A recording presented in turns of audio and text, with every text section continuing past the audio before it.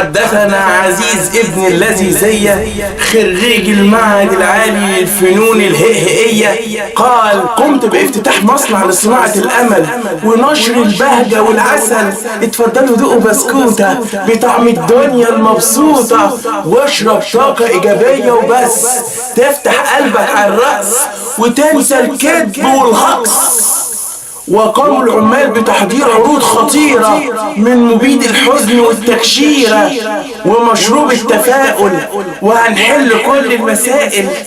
وكتفنا كائن الكآبة اللي لا يضحك ولا يفرحك، يقول لك قولون اوعى كده وانا اقعد مطرحك. وحكمنا عليه ب50 جلسة زغزغة ورجعناه طفل صغير والنغة، وضحكنا ضحكة جماعية. وقالت السيدة حنية: عزيز